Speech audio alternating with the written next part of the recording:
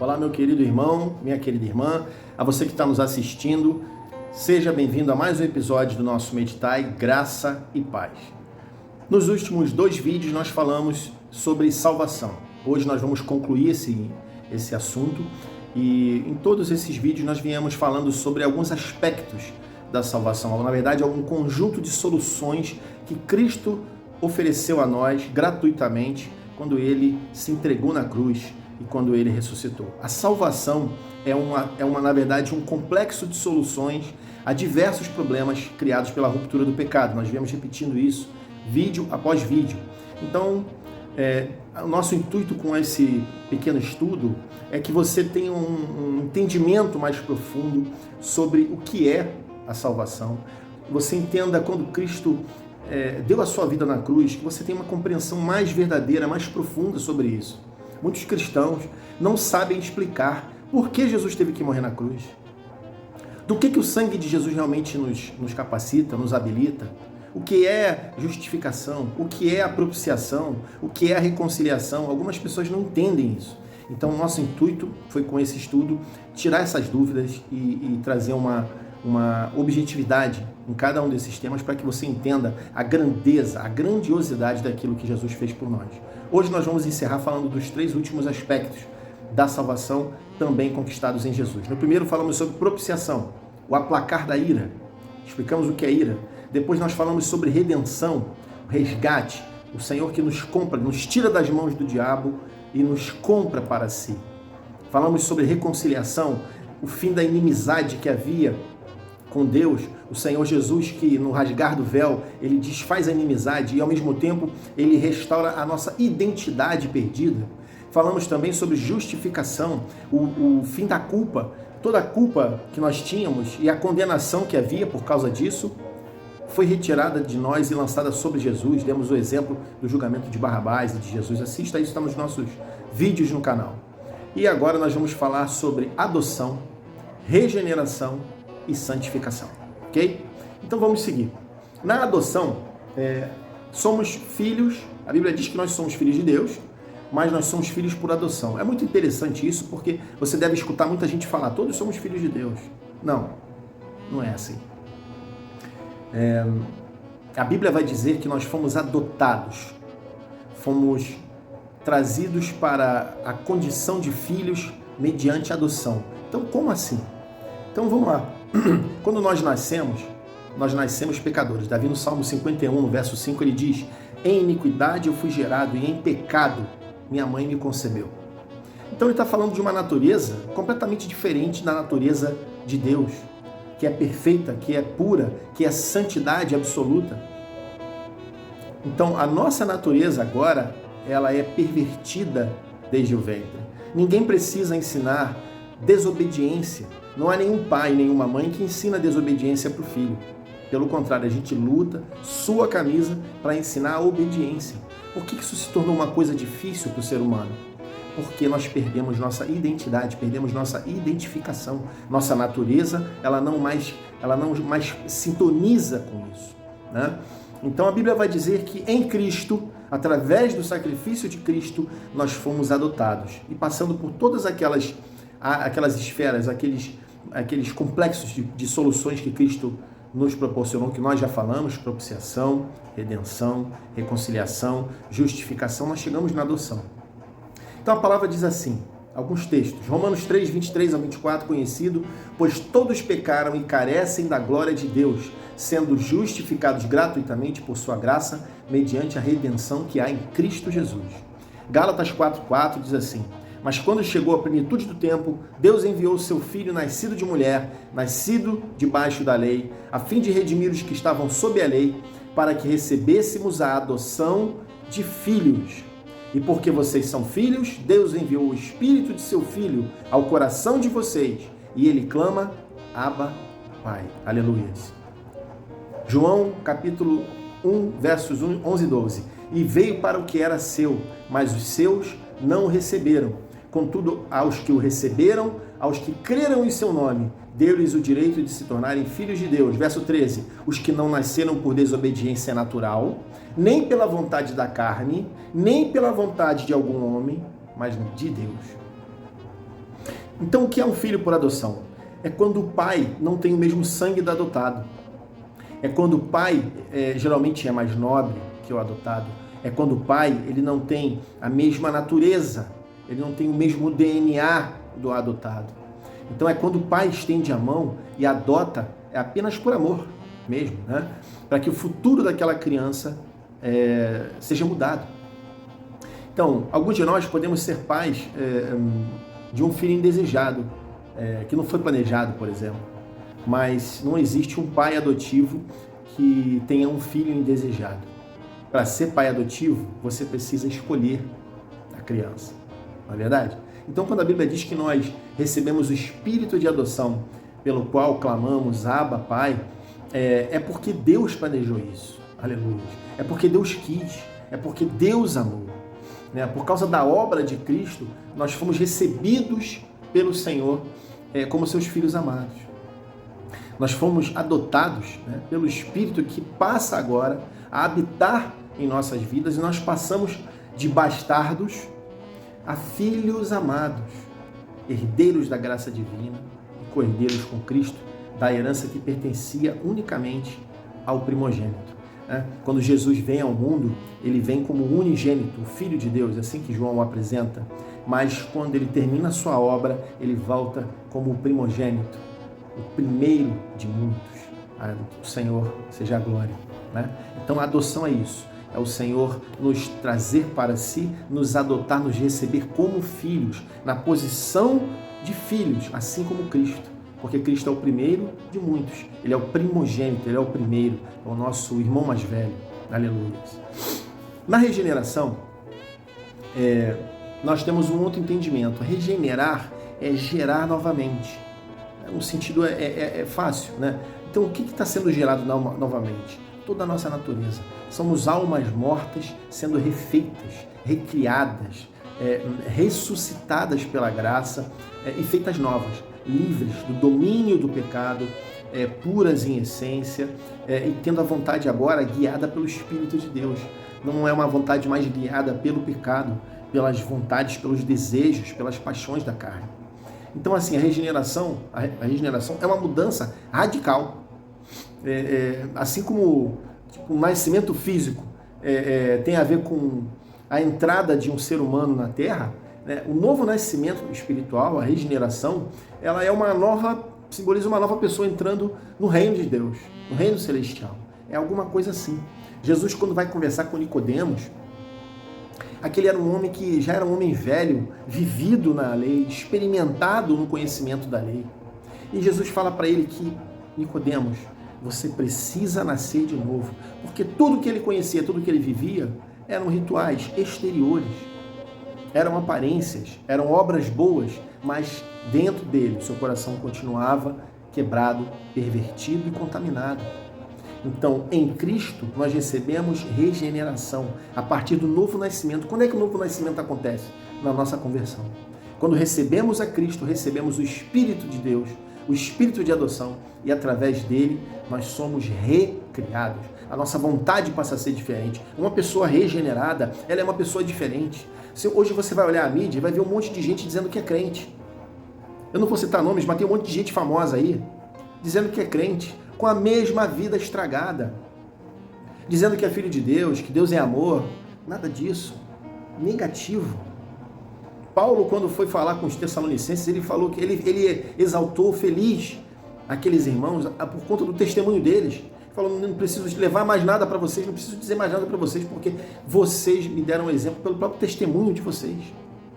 O exemplo de vocês já testifica que vocês são do Senhor. Então a nossa vida precisa ser um testemunho. Regenerado significa que as coisas velhas passaram e tudo se fez novo. Somos nova criatura em Cristo. As coisas velhas não existem mais. Eu não posso viver em antigas práticas, eu não posso viver em antigas falhas, nas mesmas coisas, falando da mesma maneira. Se eu falava palavrão, eu não posso falar mais. Eu não posso coabitar mais com as mesmas coisas. Precisa haver uma mudança que se reflita na minha vida. Ela é radical? É radical, porque ela tem um início. A partir dali as coisas começam a mudar. Mas é lógico, é um crescimento. Se é uma regeneração, é como se nós fôssemos bebês e vamos crescendo e avançando né? Como Paulo vai dizer lá em Romanos 12, nós vamos sendo edificados, transformados pela renovação do nosso entendimento e vamos aprendendo, né, qual é a boa e perfeita e agradável vontade de Deus. Isso é um crescendo na nossa vida, mas tem um início, tem um começo e precisa acontecer. Então, assim, Cristo agora está formado dentro do nosso coração. A obra de salvação está dentro de nós, o Espírito está dentro de nós. Então nós somos participantes agora de uma nova natureza, a natureza divina. É como se a gente recebesse uma injeção de sangue do Senhor e o nosso DNA passasse a ser totalmente mudado, transformado, né? 2 Coríntios 5,17, né? Nós somos feitos novas criaturas. Olha só, olha que coisa fantástica. Então, assim, é Deus, não é o homem a fonte dessa transformação. Nós entendemos que há uma parceria, porque o Senhor não vai violar a minha vontade. Ele me torna livre para a escolha, para a decisão. Mas o Espírito de Deus vai sempre me guiar, me conduzir, porque essa é uma obra dele. Jesus disse que o Espírito viria para nos conduzir, nos guiar em toda a verdade. Então o Espírito ele vem realmente para nos guiar, para nos conduzir, para nos levar para o caminho correto. E cabe a nós, obviamente, seguir esse caminho e abandonar as más práticas, né? Então, assim, a regeneração faz parte do que Deus fez por nós no momento da salvação. Então, nós fomos selados pelo Senhor, nós fomos adotados, fomos reconciliados, e a regeneração é justamente essa vida espiritual que passa a viver dentro da nossa vida. É quando Paulo fala, olha, vocês não são mais de vocês mesmos, vocês agora pertencem a Deus, vocês agora são propriedade do Senhor, agora são dele, é uma construção nova, né? Antes da salvação, nós não éramos filhos de Deus, mas pelo contrário, nós éramos filhos da ira, que nós falamos até no primeiro vídeo, né? Nós estávamos degenerados, e depois da salvação, nós somos regenerados. Aleluia. Então, assim, o resultado da regeneração é paz com Deus. É uma nova vida, é uma filiação eterna. Aleluia. Então, a regeneração começa, assim, um processo novo na nossa vida, que é o terceiro ponto que nós vamos falar agora, que é a santificação. A regeneração, ela começa a produzir, sabe um transplante? Uma pessoa que de repente não tem os seus rins mais originais funcionando, de repente recebe um rim novo. Aquele rim começa a funcionar, ele começa a produzir, né? Um sangue puro, perfeito, filtrado. A pessoa recebe ali um transplante de um órgão e de repente aquele órgão começa a produzir suas enzimas e aquilo que não havia. Então, assim, a regeneração é como se fosse um trocar de órgãos. O Senhor vai trocando, tira o nosso pâncreas que não funciona, bota um novo, começa a produzir insulina, e tira o estômago e vai colocando coisas novas, e vai agregando valores espirituais, peças que são trocadas no nosso coração. E a regeneração é isso, ela é um start de um processo que nos leva à santificação. Então, o que é a santificação? É o processo pelo qual nos tornamos as pessoas que Deus quer que nós sejamos. Basicamente é isso, querido. Santificação é o processo pelo qual Deus nos torna as pessoas que Ele quer que nós sejamos. Aleluia. Então, assim, o único meio de regeneração é a obra da cruz, como nós falamos, né?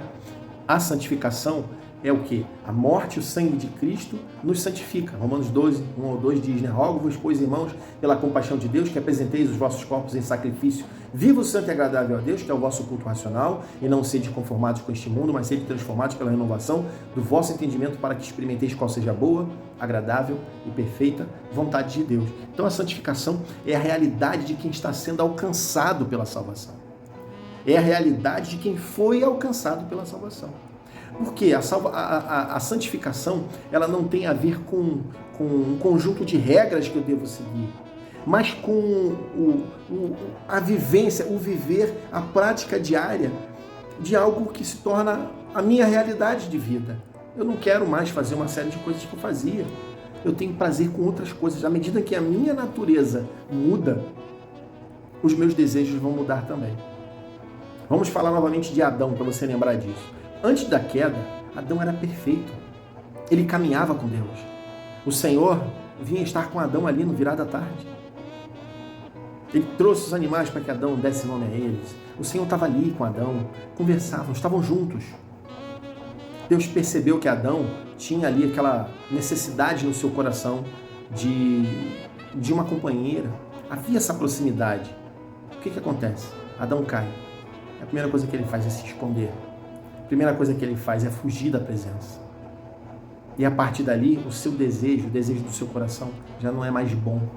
Até então, havia uma sintonia em propósitos. Adão sentiu o que Deus sentia, ele tinha um prazer com as mesmas coisas que o Senhor. Sua natureza e a natureza de Deus tinham uma simbiose comum. A partir da queda, tudo muda.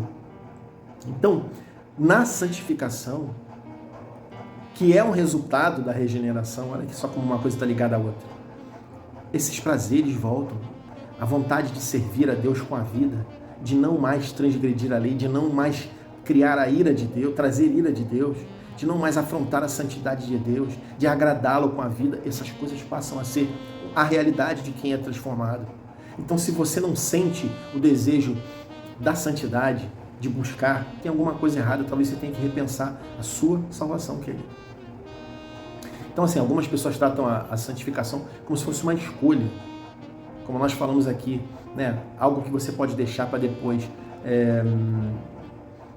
Mas, na verdade, é um desejo ardente que, se você não sente, você deve repensar o seu relacionamento com Deus e até mesmo a sua busca pela salvação, porque ser cristão é ser regenerado, né? E também é buscar constantemente a santificação. Não tem como.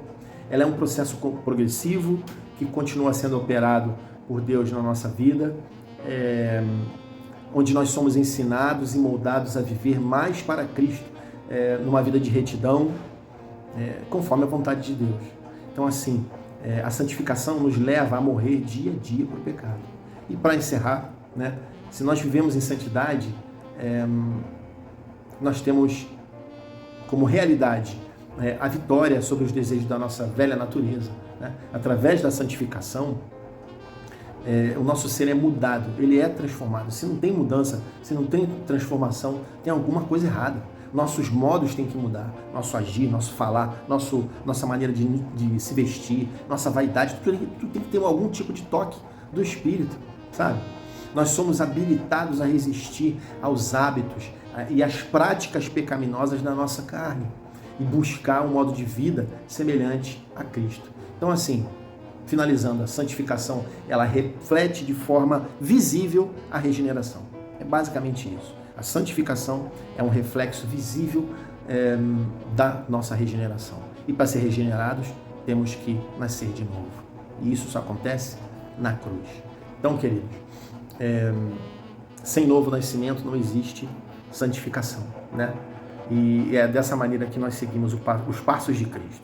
Eu espero que, através desse pequeno estudo de 3 vídeos, você tenha crescido um pouco mais no conhecimento do que significa a obra de salvação.